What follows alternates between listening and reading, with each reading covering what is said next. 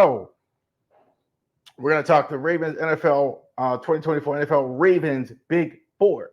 All right. So what is even a big board?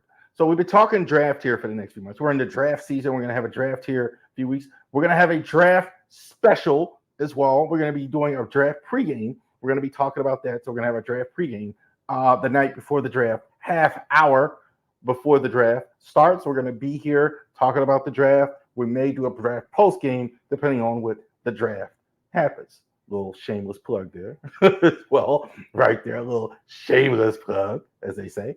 Okay, so what is a big board? So the Ravens are one of the, have always been, Ozzie Newsome, Eric DeCosta have always been one of the best teams drafting in the entire NFL. Even before the modern era of the draft, even like in the early days, the big board is what the teams use to stack up the players from one to whatever.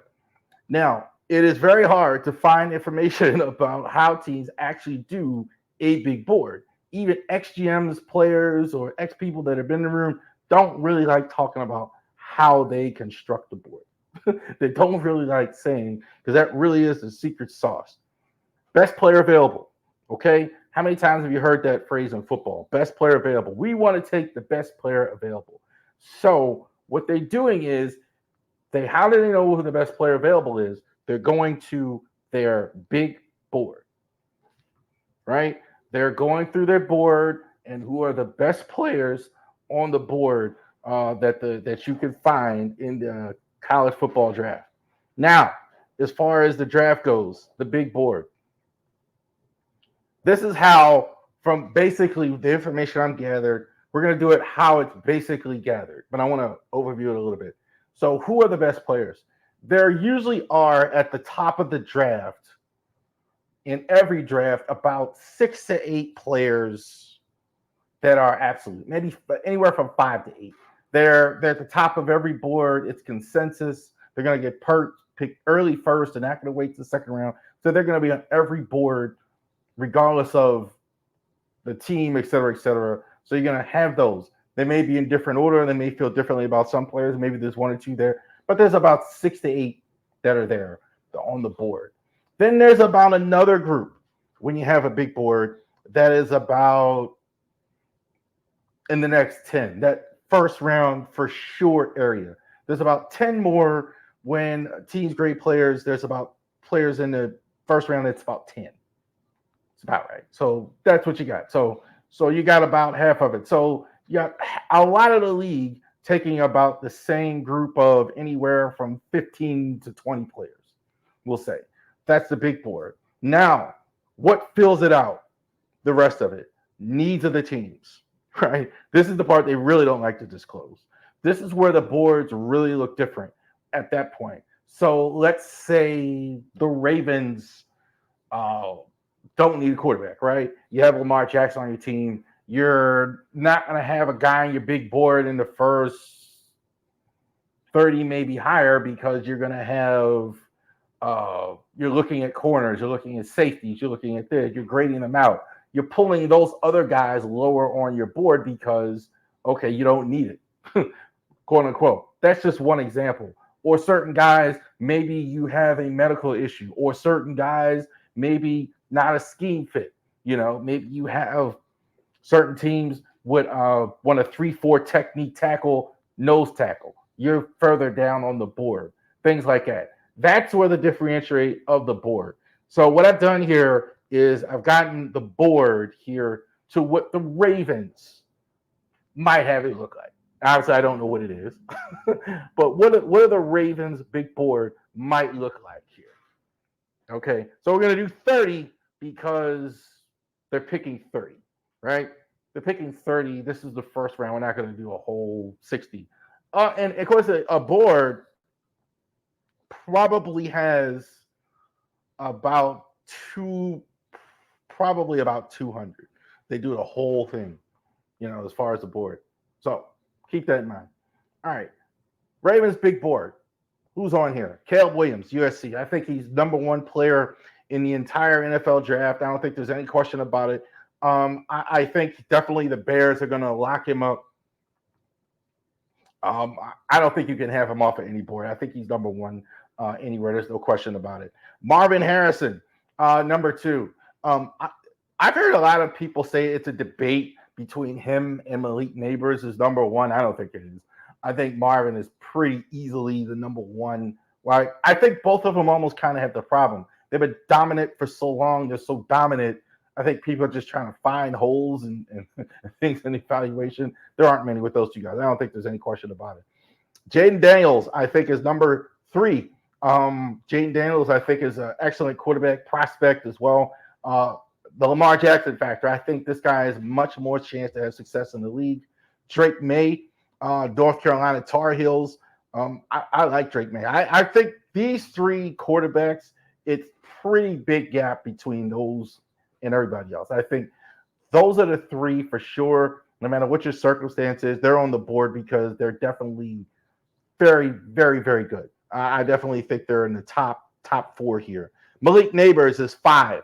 Romo Adenze, I think, is a lot of people's choice here. Maybe in the other area there, but I think Neighbors is pretty good. I think there is a gap between him and Harrison, but man, I think the Ravens would love to have a Malik Neighbors on their team. Odenze is five, right behind him. Odenze is six, right behind him. I don't think it's pretty closer. I think it's closer to these two than I think people think. I don't think Neighbors is closer to Harrison than he is Odenze. I think Neighbors is an outstanding all-around receiver. I think more the league likes him because he's a more all-around receiver. I think Odenze, is a little less polished, but man, I love the way he attacks the football. I think I've said that every time with him. He attacks the ball. I think he's an excellent choice. The Ravens would love to have him, definitely needing a wide receiver. Joe Alt, I think he's going to be off early here. He's the best, easy to me, best tackle on the board. He's outstanding. Brock Bowers, I think, is a top 10 on the board if you're grading it out. Bowers, I think, is going to be at Georgia, from Georgia. He might get picked a little later. I think the Ravens are going to keep their eye on this. Sometimes because of the position he plays, he could slip down a little bit. Dallas Turner, best defensive player on the board. I think you see it. Defense, offense, the first 8 spots. Now we got a defensive player, Dallas Turner, edge from Alabama.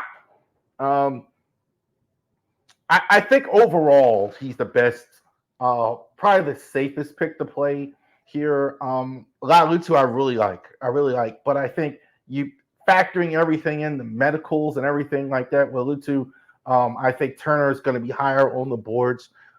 He's at 9. Terry Arnold is really good. I think he's 10. I think that this is two guys now, defense, where the Ravens absolutely would take if they were there at 30 by some miracle, which I don't think. But I think they'll be on the board. I think they're definitely going to be monitoring Terry Arnold. Pretty sure those guys are going to go early. Corner, Kenyon Mitchell, definitely had a good Senior Bowl week. Definitely a guy who is moving up the boards. It depends on what board it is. Some people might have Arnold higher. Some people might have Mitchell higher. I have Arnold ahead of Mitchell still, but Mitchell's really good. I definitely think he's in the top 11. Nate Wiggins, I think he's fell off boards, not for me. I think he's still really good. I think because of Mitchell's ascension, he's dropped further than I think he should. Wiggins is really good. I like Wiggins. The speed, best speed of all that group there. So you see the little run there on corners there. You got elite positions there. I think absolutely Wiggins, I think, would be a good fit. Ravens would love to have him. Oshafatu. I know I said that wrong. I'm sorry, brother. From Penn State. Some people don't like him the way he plays. That doesn't surprise me. He looks like he's getting pushed over because he's kind of a unique skill set. His bend, the way he plays, is very unique. It looks like he's getting pushed over, but his feet and balance are so good. It's strange to look at. I think it's like when people I hear that when say him with the criticism of Fashanu, it's kind of like a Chad Bradford criticism. To use a baseball terminology. Chad Bradford was a great relief pitcher, but he just threw the ball funny. He threw it underhand. Fashanu, when you look at him, he doesn't look like what you think it looked like. It looks a little different. But I think I love him. I really like him. I'm sure the Ravens have him high. Lalutu at the edge for UCLA, fastest player. Pick a speed rusher. That's who he reminds you of a Hassan Riddick in the league, of a Terrell Suggs, a guy on the edge. Did have a medical issue with his neck. I think that's the only reason why probably he's not number one. I think some teams, when you have something like that, even if it was misdiagnosed, which it might have been, it's going to drop you a little bit. So I think some teams are going to be a little bit skittish. I'm thinking the Ravens would love to have him at 30. Jared Verse from Florida State. I don't think Latu's better than Jared Verse. I think Latu's better than Jared Verse. I think Verse will probably get drafted higher by a lot of teams because of the medical. Him and Turner, I think, be 1-2 there. Verse, I'm not quite as sold on as an edge rusher. Not quite. I think he's more of an all-around guy. He'll have a good pro career, 10 years. I don't know if he's a all-pro. Where I see it in Latu, I see it in Turner more, where they're all-pro players, for sure. Falaga, now we're looking at Ravens now really hoping some of these guys fall because now we're in 16. Falaga, I think from Oregon State, I think he's definitely a guy plug and play. So definitely, if they go ahead and get him, definitely he's going to be your starting right tackle. You're going to have Ronnie Stanley on the left side. J.C. Latham. Latham is much better than what you think he is. The body type is kind of what people might give some pause because he's a really big guy, but he's awesome. I like Latham a lot. He's actually got a lot of great skill set. I think he's. I keep saying it. He's better than he looks. I don't mean to offend you, brother, but like he does. He looks like a big plotting right tackle, but he's much more skilled than that. Troy Fautanu for the Washington Huskies. He's moving up board. I think like when we first started this, I saw him a lot like 30, late second round, like guard, thing like that. He's definitely in the first round now. I don't think he gets in the first round. All three, 16, 17, 18, Ravens can plug him in. Ravens can go ahead and plug him in at right guard. I think it's definitely, we all know it's a need for the Ravens. Definitely you could go ahead and plug them in. Brian Murphy moving up boards for that. I think he's kind of surpassed Jared Newton there, 19. I think the Ravens definitely would take a defensive tackle. I think he's the highest one on the board. It's not a need, but I could absolutely hear Eric DeCosta saying, well, this was the best player available. So absolutely, I see Brian Murphy actually going there. Brian Thomas seems to be slipping a bit. I think the Ravens definitely would love to have him at 20 as the 20th ranked player on the board. I think that's probably right around where they would put him. I think there's only 4 for sure first rounders. I'd be surprised if Brian Thomas didn't go in the first round. There are a bunch, I think, in the second round area or late first. Some may surprise you with some names, but I think there are those 4, when you talk about Marvin Harrison, Malik Neighbors, Rome Denze, and Brian Thomas, those are the first round guys. Jarrett Powers Johnson moving up again. Here's a guy who's moving up. Best center in the draft. Look, if you're looking for this position, this is what you need because you're waiting a while if you don't take it. So that's the thing with him. He's definitely the best center in the draft. If the Ravens would play him at guard, interesting to see that. Cooper DeJean, I think a lot of fans are going to mock Cooper DeJean to the Ravens. I got absolutely no problem with that. I still have him in safety. I think like more teams are going to put him at corner. I've kind of heard that now. I haven't heard the safety thing for a while, but he's pretty good as well. Now we're getting the players, definitely the area we're going to draft. Amarius Mims. I think the Ravens like him more than I would have him. I think Mims is a bit of a project. I don't know if he's plug and play. Boomer bust here. Got good upsides, but he's a little green. Tyler Guyton right there. I don't think the upside is as high, but probably more ready to play. He could probably put him on the right side right away. I wouldn't be surprised me. Jordan Morgan, 25 for Arizona. I think the Ravens like Morgan. I do. I think they're kind of bluffing when you kind of say, well, we kind of don't like there's not a lot to like it. Morgan, I think, is really good. Again, all 3 of these guys, you could put them on the right side. Mims, I don't know. You might have to put him at guard immediately. But the other 2, I think you could probably at least put them in a competition for right for right tackle. Kool-Aid McKinstry. McKinstry, I think, for Alabama. Ravens would definitely take him at 30. With the ability he has, I definitely think this is probably the end of the corners that they would have this high. McKinstry, definitely an outstanding prospect. Definitely, if you talk about a college career, maybe better than Terry and Honor, but he just tried to transition to the NFL as well. John Newton there for John Newton for Illinois. I think he's more of an end for the Ravens. I don't think you could put him in tackle for them. So definitely, if they are looking to maybe push Broderick Washington a little bit, wouldn't shock me if they took this spot here. Last three wide receivers they might take. Like Xavier Worthy, I'm sure is there. Fastest time on the board. Definitely, he's a guy that the Ravens would look at. I mean, you have to look at a guy with his type of speed as well. Ladd McConkey, see a lot of easy Ed McCaffrey with him. I think potentially, immediately, he can be a Wes Welker. He could be a Julian Edelman. You can put him in the slot right away.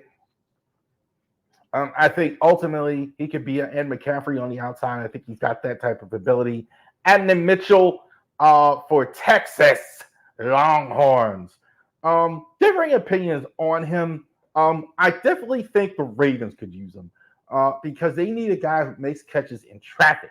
That's kind of what nobody's talking about, losing Odell Beckham, a guy who can make catches in traffic, 50-50 balls. Mitchell is a guy that can give you that. There you go. The big board. So that's a bit of how it works on draft day. Bit strategy, you look at the board, who's there, who are the Ravens going to take on draft day.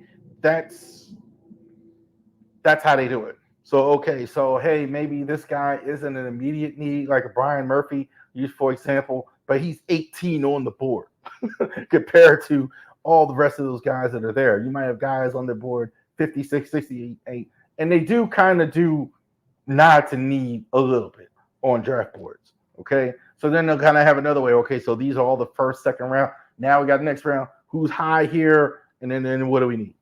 That's kind of how I think they do it as far as the big board. So definitely thank you for checking that out there. The big board. Next week, we're going to do our final mock draft. It's the draft week next week. So definitely like that. Again, we'll have our regular podcast on Wednesday.